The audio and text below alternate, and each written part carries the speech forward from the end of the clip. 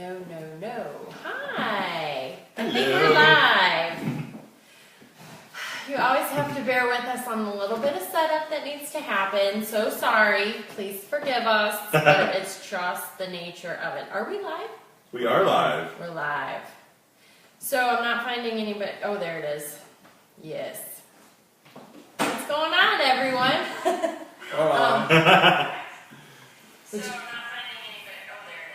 want to listen and watch and listen and watch? Turn that down. So. Cheers! Cheers. Cheers. Welcome. Hope you have your glasses. Oh, they're not cheersing me because I'm sick. So. Yeah, we're kind of. Stay away. I know. Stay away.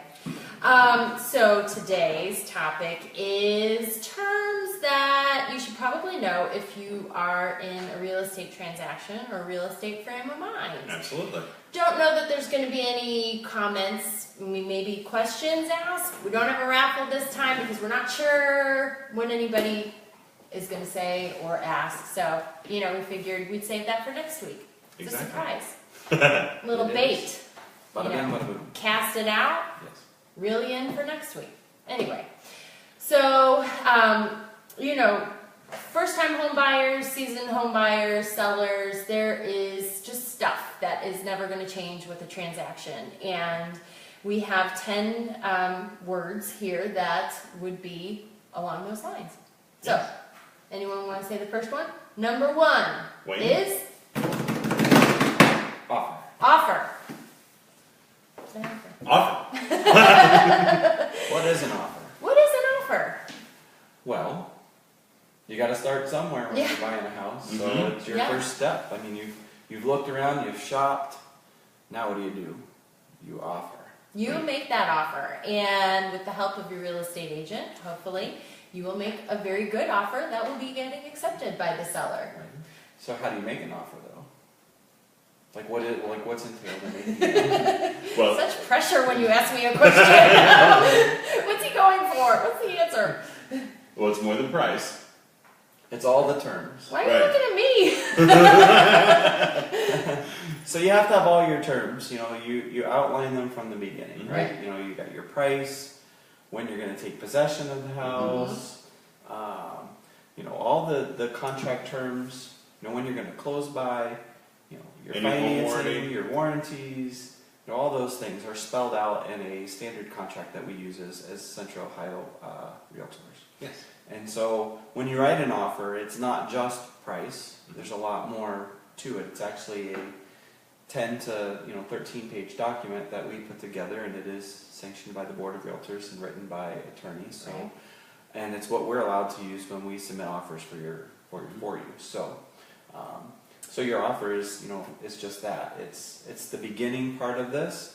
So when you make an offer, what might happen though? Well, the first thing you could have are various contingencies, right? Yes, you can. And but that's going to lead into word number 2. First, we don't want to rush it, but there are contingencies, and we'll define that in a second. But there can be terms in your offer that the seller doesn't accept. So there can be then a counter offer. Yes, that's another good term. Is that what you were Yes. going for? That was. Okay. Ding, ding, ding. Nailed it. Yeah, so counteroffer is going to be either the terms, it's the terms that the seller doesn't accept for your offer. So it may be price, it may be a contingency that you put in there. It could be that they don't want to, I don't know, They don't like your price. they don't like your price, they don't like what you're asking for, they don't want to give you a home warranty. There could be a lot of things in there. That 70s chandelier that's in the kitchen that they really thought, you thought I can live without that, but to them it was this priceless heirloom. Right. So they want to exclude it from the sale, so they countered Right. that they're going to take that. Yeah. Exactly. And you're like, excellent. Now that chandelier is gone. So the offer then gets mulled out through these counter offers. Either your first offer can be accepted, or there's going to be a counter offer and another counter offer and another counter offer and another counter offer and another one and This another. could go on. It could go on. Mhm. It can go on. Yeah, until the offer is then accepted.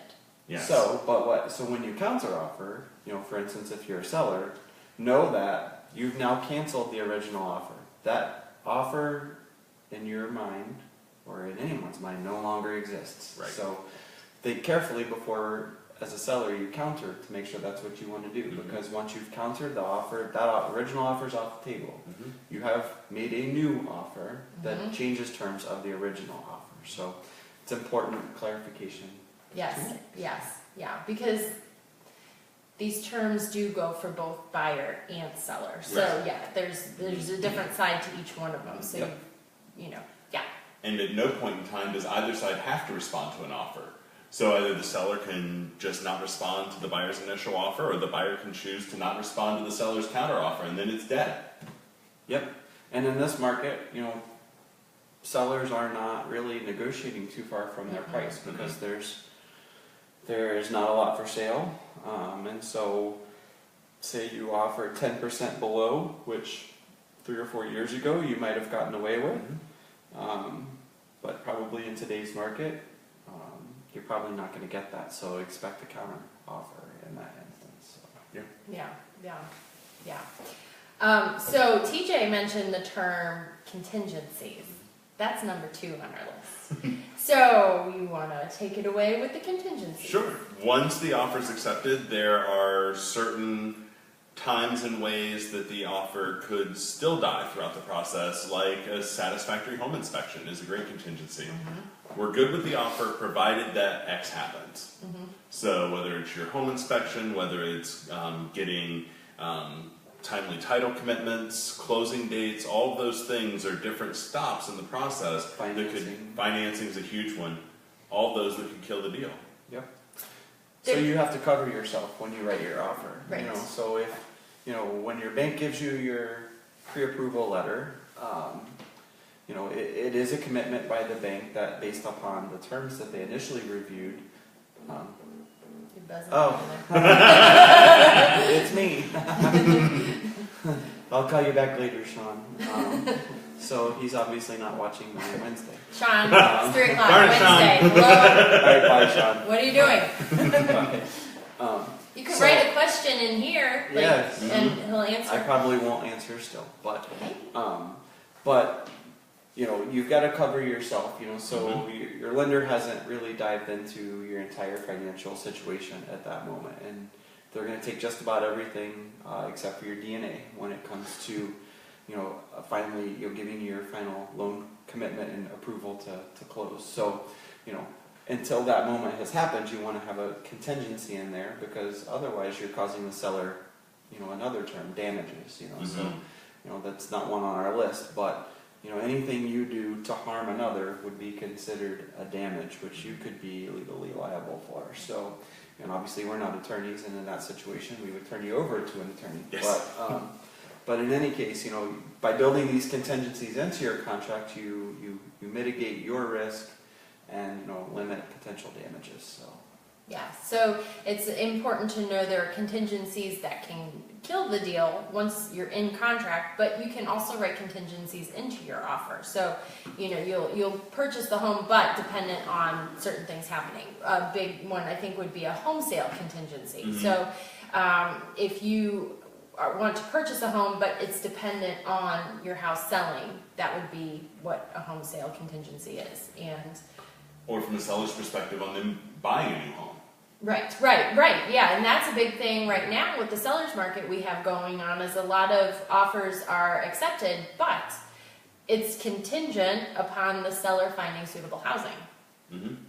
And that's one reason a lot of sellers aren't listing right now because they are afraid to get into a contract and not be able to get out of it. So we've got ways to protect you. Right. Absolutely. Which So would be if you want to that sell, contingency. now's the time, people. You don't want to wait till we say, well, you should have done it. Because that'll happen. Yes.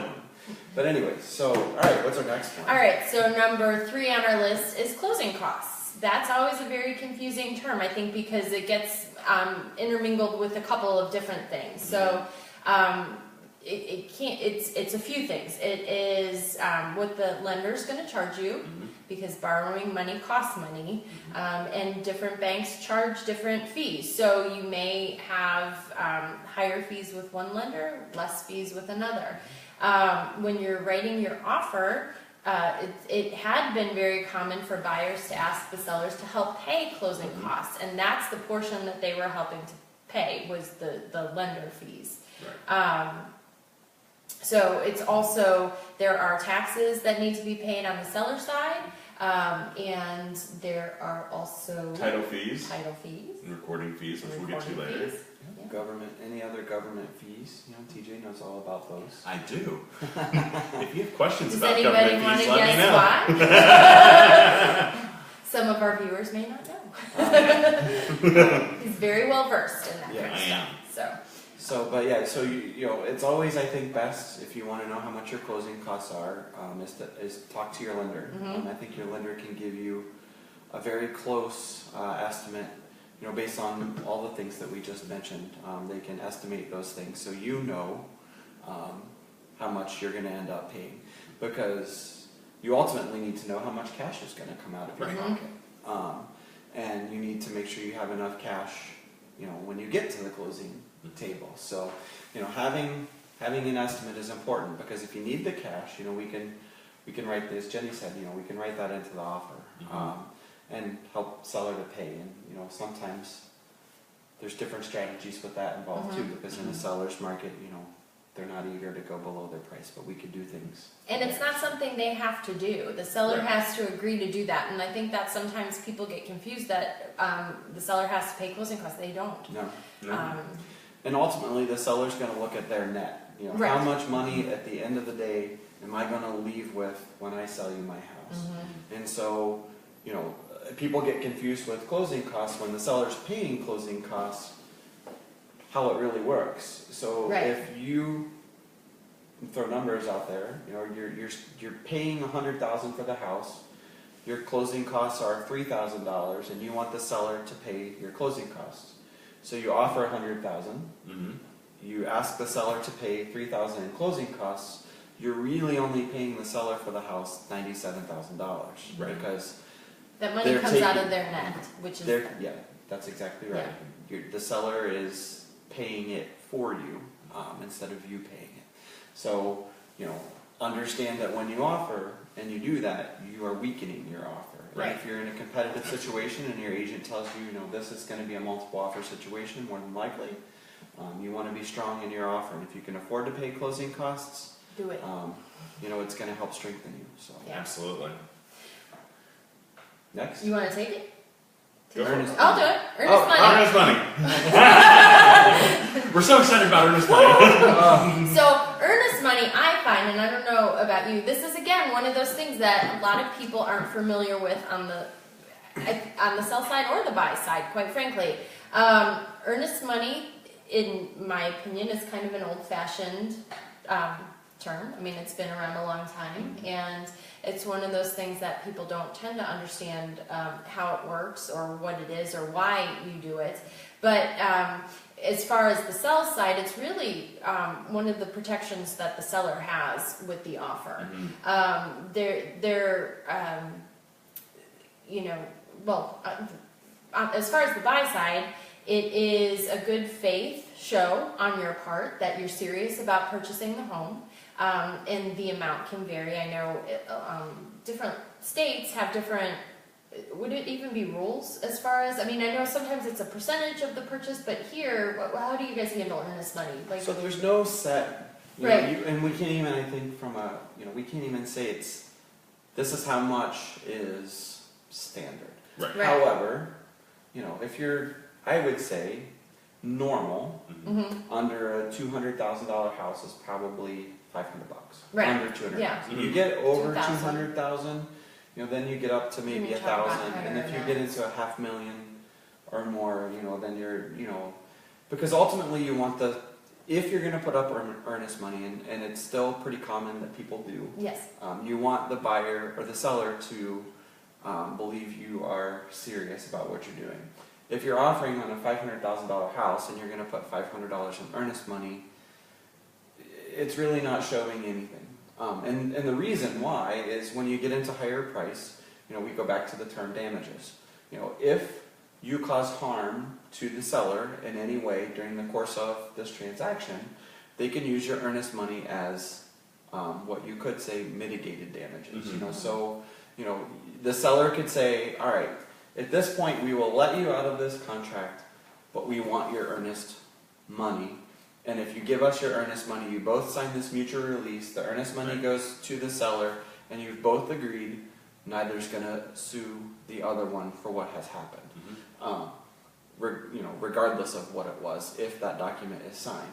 So, offering $500 on a $500,000 house, when they've got taxes that are probably $12,000 or more a year that they're paying, and they've got a mortgage probably and insurance and all these other expenses, $500 isn't going to go far in covering any damages that might have been caused.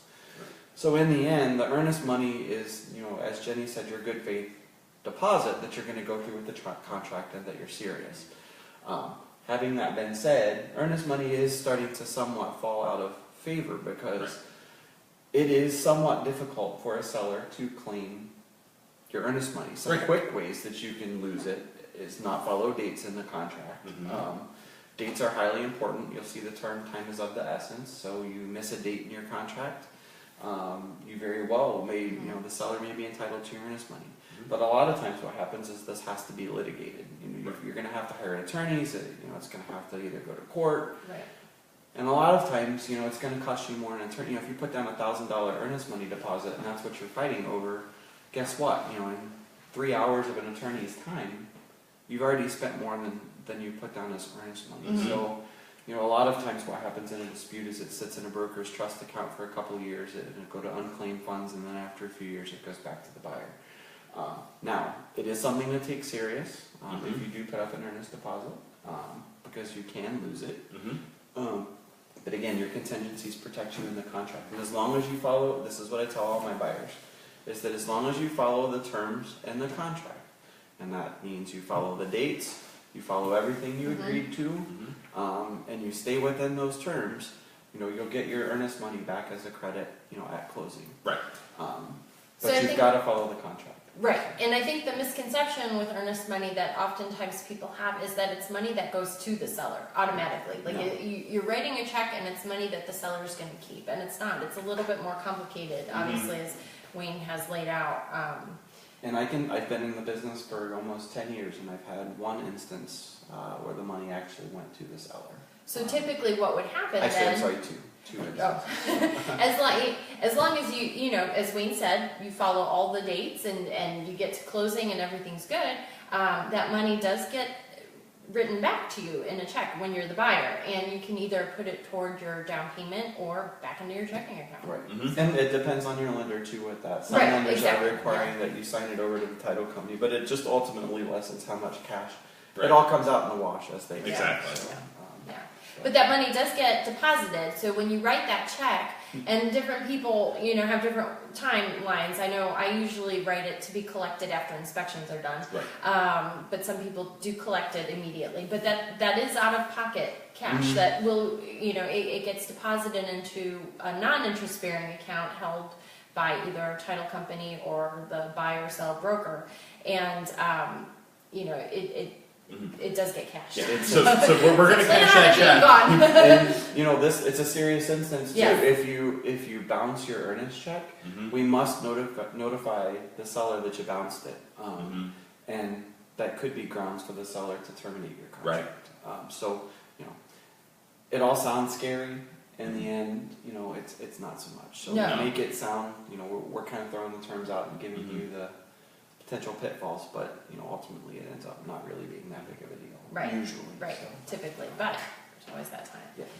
So number 5 on the list, home inspection.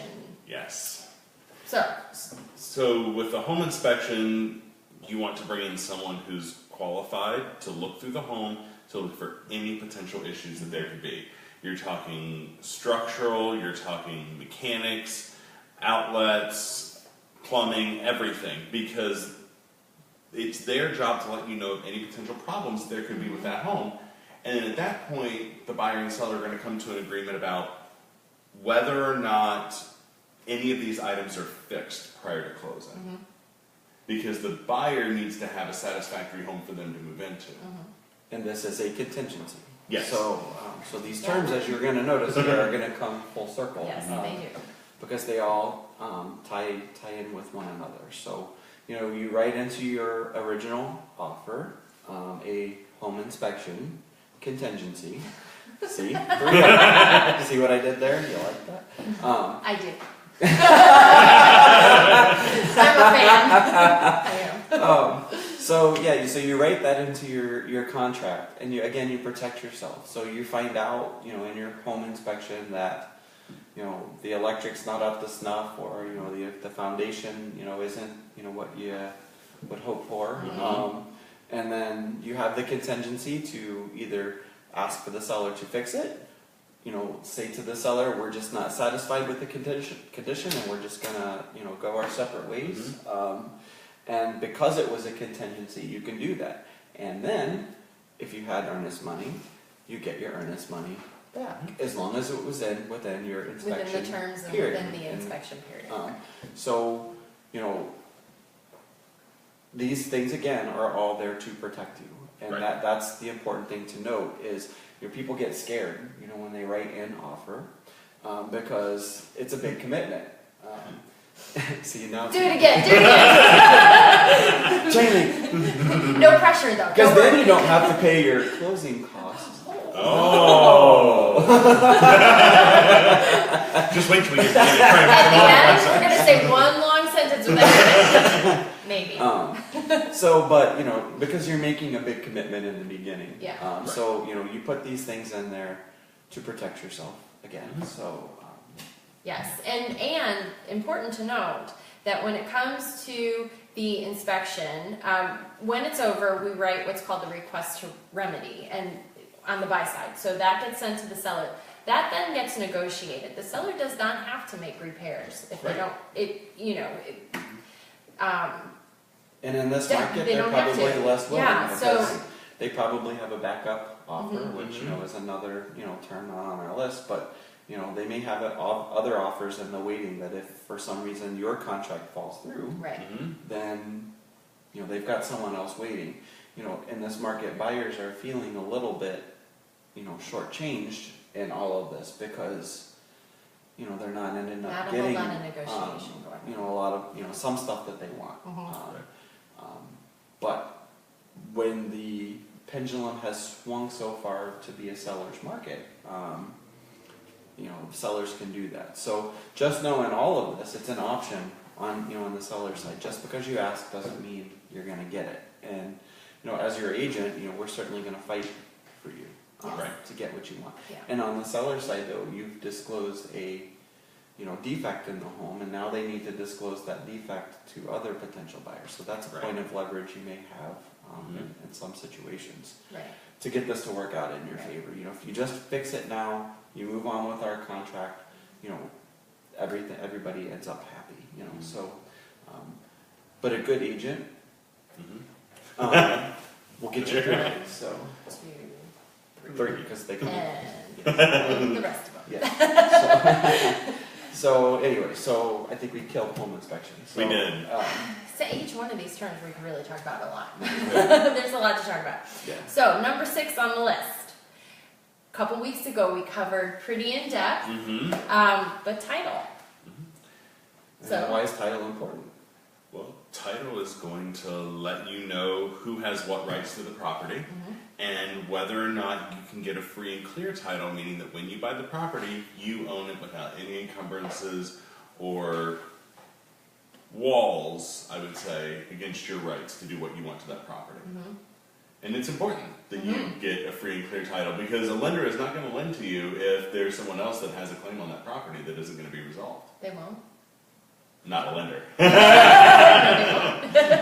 You could pay cash, but I wouldn't advise it. Yeah. Well, yeah, that's a whole nother can of worms, huh? So basically, there's lots of liens that can be placed against a, lien isn't necessarily the correct term, but it could be a lien, it could be, somebody else has legal rights to ownership over the house. So your title company, for instance, World Class Title, who was with us, a few weeks ago, or a Yes. couple weeks ago, explained all of these things very well. But you want to make sure that you have full and clear ownership on a property. So your title company is going to do a thorough search to determine that there's whether or not there are other claims to your property by someone else, and at that point, then assuming that all is good, then you move forward, and then your title company, paid by the seller, will issue a standard Columbus contract. The seller will pay for an owner's title policy, which would cover you in the instance that something wasn't found in that title search, comes back later, to again mitigate your damages in that instance. It's not terribly common, but it can happen. And again, it's another thing. One other thing that's built into our contract that's very artfully written to help you and to keep you out of a bad situation. So. And as we're talking about title, I think that there are experts in each one of these things, be it a lender, be it a title person, be it a real estate agent. And if you have further questions regarding any of the words, terms, topics that we cover, we have covered a lot over the weeks that we've been doing this, and we can send you the link to watch, one of our other videos if it's a topic we've covered, or, we're happy to answer any questions anyway. So feel free to type them in or PM Type it us, now, message or us. text, call anytime. We're on all the social media, Yes. so Yes. whatever way you want to contact us, you'll find us. And it may turn into a future Wine Wednesday. Yeah. Yeah, well, there's that too. We'll cover that at the end. So, number 7 on the list, it's a hot button right now because of the seller's market we're having, and we can explain further why. But the word is appraisal. Wait. Ooh, okay. Appraisal. Okay. Yeah, take another drink first. Appraisal. On both sides, Yeah. buy Yeah. and sell. It's So, in a seller's market, prices have pushed upwards. When you offer, on a house, a lot of times, your people are going over asking price, are, just throwing numbers, out there because they want it that bad, and there's that other many people who want it. So, for instance, we recently, as our brokerage, had a listing recently that sold for $100,000 over its list price. So, in a typical situation where a bank is lending on a property like that, a bank is going to require an appraisal to be done to protect themselves, to make sure that what they are lending on, they could potentially get back in the case of a default, where you no longer pay your payments. So, if your house is, again, $100,000, and then the appraisal comes in at $90,000, then you've got, a discrepancy. So the appraisal is a snapshot of the fair market value at that moment, is the short definition of the term. I sense a thought. No. All I was going to say was what's important to note in what he just said, the discrepancy is that the bank is only going to lend on what the appraisal comes in for. Yes. So take it Very, away. very, very, very important to know. So again, the definition of the term really is the fair market value, actually the market value of that house at that moment in time is the appraised value. And that's going to be sourced from your lender. Your lender's going to order the appraisal. They're going to send someone to the house who's going to look inside and out. Third party, so it's not someone that the lender's talking to. It's another entity Or altogether. that we are talking to. That we don't Right. talk to them either. So, they are going to come in and they're going to look at comps in a neighborhood. They're going to look at the condition of the home and how it compares to those comps, and then assess the value to that property. And then, based on that number, is what the bank is going to lend. So in the instance, that I use as an example, if the appraisal came back at $90,000, they're only going to lend off of $90,000. And at that moment, what are your options? 3, in my opinion, from what I know. You can either pay the $100,000, in which case $10,000 is going to come out of pocket. Extra. Extra, yeah, $10,000 cash extra. So above it, so if you were in that $100,000 purchase, you were coming to the table with 10% or $10,000. Now, if you want to make up the difference, you're going to have to come up with $20,000 in cash, Right. rather than the 10, if you wish to continue using this scenario. Right. The other, number two, it would be that you could negotiate with the seller the difference. So, easiest way to say it is meet in the middle. Yeah. So the seller would lose some of the net, and then as the buyer, you would bring some out of pocket to Yes. cover the Mhm. difference. Yes. If there is no agreement to be made at all, then the contract would Be dead. Terminate. disappear. Because there is an Now- appraisal contingency. So along those lines, though, so it is important that your agent writes an actual appraisal, because in Yes. the old Board of Realtors, we say old, there's two versions of the contract out there that an agent may or may not use. Mhm. The old contract does not have an appraisal contingency in it. So a lot of times what happens in this scenario is a financing contingency, because if you don't have the extra 10 grand, we use in our example, then you can't get your financing, Right. and then at that price, it doesn't work. Now, if the seller, say for instance your agent provided your lender a pre-approval letter Mhm. or something, for more, perhaps your buyer can still get the loan, and perhaps there's additional cash. So it isn't necessarily always a financing contingency. You do have to be somewhat careful Mhm. of that, because it's hard for someone to prove, I believe. But in any case, having an appraisal contingency written into the contract, which again is not part of the previous or the older version of the contract, but I believe is part of the new Mhm. one. Right. Make sure that contingency is in there. And you will find in this market that a lot of people are just foregoing an appraisal contingency because they want the house that bad, they're willing to make up a certain amount of dollars in between. So know that as a buyer, you may be also competing with Mhm. that amongst other things. So And I had that as a buy side. The seller, there were multiple offers, and a couple of them were pretty close in the terms and contingencies that were being offered. And the seller said, if you can make up the difference, if the house doesn't appraise and you are willing to pay the difference in cash out of pocket at the end, then we will choose your offer. So Yeah. it's, Yep.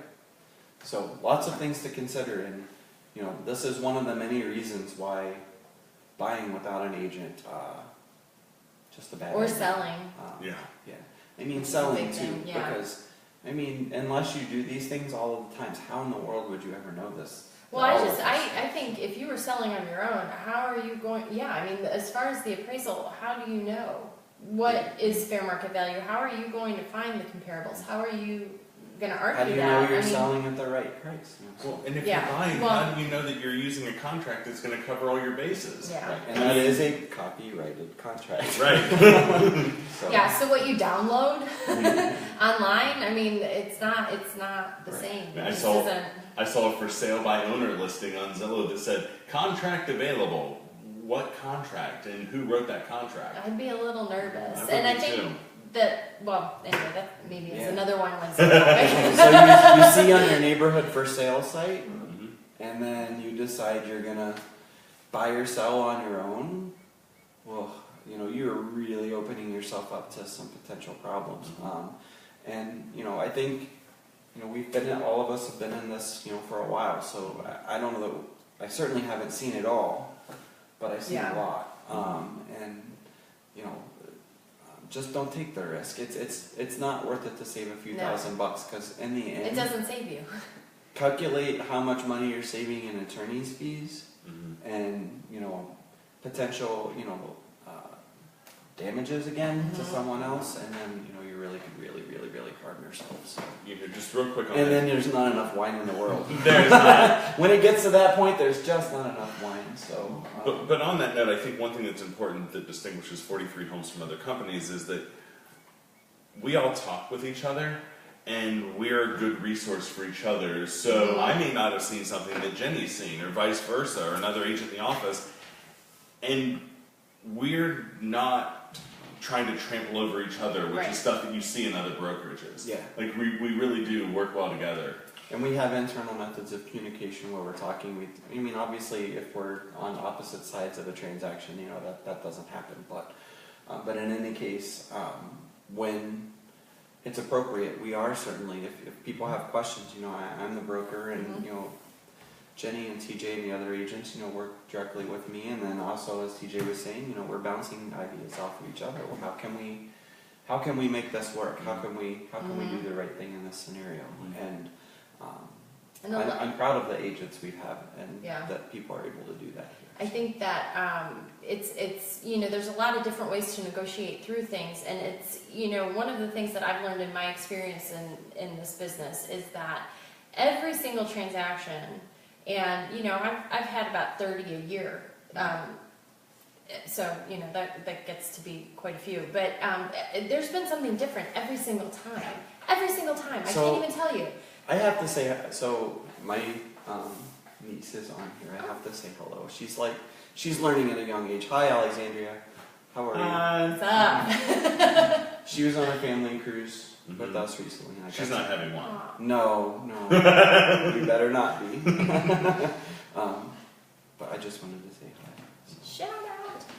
Anyways, I'm sorry. No, you're fine. Totally. So are we on to insurance? We are Yes. on to number 8, which is insurance, which may seem pretty self-explanatory, I suppose. Mhm. But it's one of those things that I think buyers don't realize that it's something they have to find, and it's homeowners insurance. And there's lots of different types of insurance in Mhm. the course of buying a home. So, you know, you mentioned one, homeowners insurance. Mhm. Flood insurance. Yes, and whether or not that's required, make sure you understand from the beginning if flood insurance is required, and you can find that on your government websites, and TJ can tell you exactly where. Why don't you do that? I'm putting you on the spot. You are. It's okay, he's had some wine. He can roll with this. I mean, Back to you.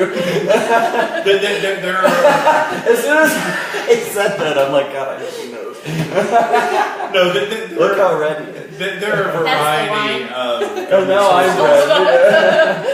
ready. Mainly looking at the city or the municipality in which you're buying, or other sorts of requirements for the area that you're living. But we can go over government documents in great Where's detail. that in light? future. The spotlight that I'm we've sorry. got. What's going on, Evan? I got really hot on this one. No, so, but, you know, and why it's important to know from the beginning is it can be very expensive. And in some cases, if you're buying, you know, $100,000 property, it can be close to what your mortgage payment is going to be. So, Well, here's the thing too, right? And I don't know. I'm sorry to interrupt, but Central Ohio, there's not a whole lot of water, right? I mean, there's a couple rivers, but that's really about it, and maybe some puddles here and there. But surprisingly, there are areas that you wouldn't expect that are flood insurance is required, and specifically, I think of Grove City, and I mention that all the time Mhm. and I because believe Independence Village Yeah. on the east side, we had a few transactions in that neighborhood. One that worked out because it was a cash buyer. Mhm. They opted not to pay for the flood insurance, Yeah. which, you know, I don't know if that's a good idea or not. But we've also had deals fall apart because of Yeah, it, because yeah, because people it's so didn't realize costly, in the beginning. as And you were then saying, yeah. people wait, and then they figure out how much it costs, and the point in all of this is, especially if you're buying an older home, Mm-hmm. shop for your homeowner's insurance early. Don't wait until 10 days before closing, because your Not that lender, you do that. no one would do that. No. No. It just never. Never ran into that. And your agent will be all over you to make sure you're doing it. But in any case, you know, your lender's going to want proof that you Right. have homeowners insurance, or they're not going to lend on the house for you. So in any case, you know, make sure you have it and make sure you get it early. And the reason I say older homes is there are things within older homes that insurers don't necessarily like.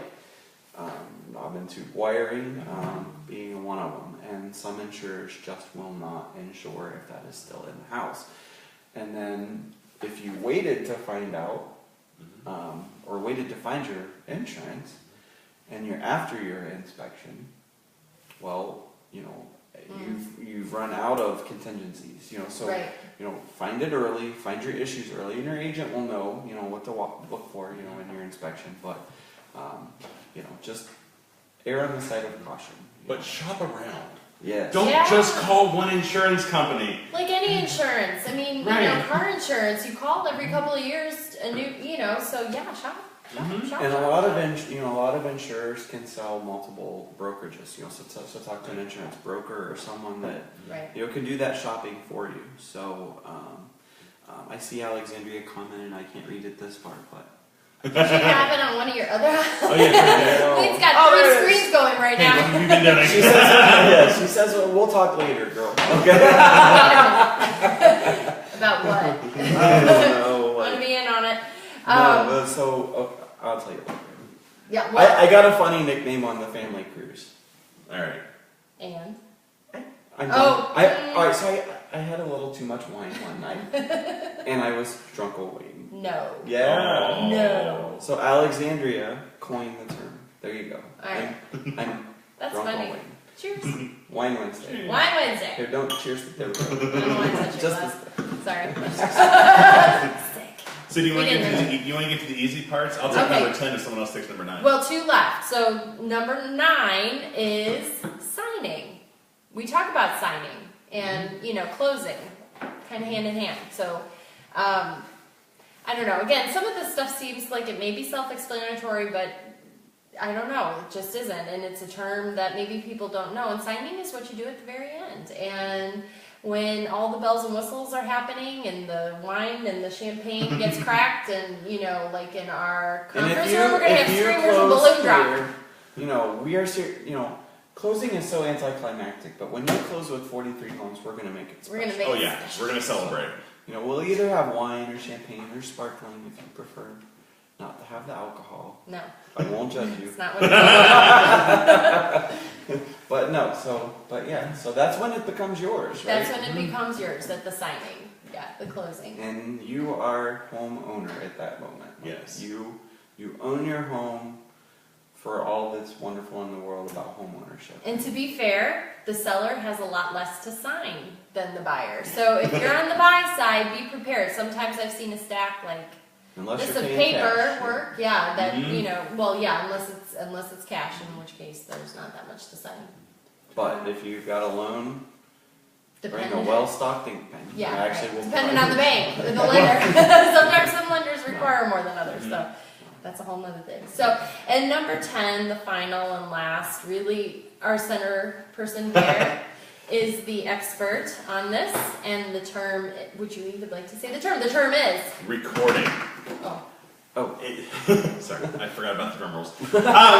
No, recording is where certain documents that you've signed are put on the public record in order to notify everybody who owns the house and what obligations are on there. Mainly, what the title company is going to record is going to be first the mortgage release from the seller if they still had a mortgage, then the deed or the transfer of the property from the seller to the buyer, and then your mortgage.